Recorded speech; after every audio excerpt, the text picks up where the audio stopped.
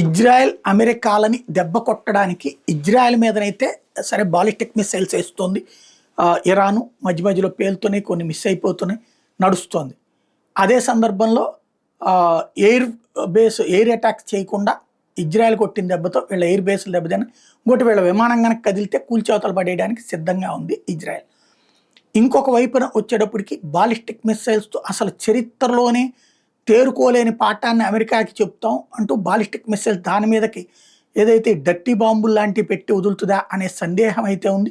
America all ప్రిపేర్డ్గా ఉంది. అంతవరకు ఒక ఎత్తు. కాకపోతే ఇప్పుడు ప్రత్యక్ష యుద్ధం చేయలేనప్పుడు పరోక్ష యుద్ధం పాకిస్తాన్ ఎట్లయితే మన దగ్గర లష్కర్ తోయిబాలు, జైషే మహమ్మద్లు ఇట్లాంటి వాళ్ళతో చేయిస్తుందో అట్లాగా ఇప్పుడు డైరెక్ట్గా ఇరాన్ యుద్ధం చేయకుండా సిరియాలో, ఇరాక్లో ఉన్నటువంటి అమెరికాకి సంబంధించినటువంటి బేస్లు, అమెరికన్ సైన్యం ఎక్కడైతే ఉంటారో వాళ్ళ మీద అటాక్కి రంగం సిద్ధం చేసుకుంది.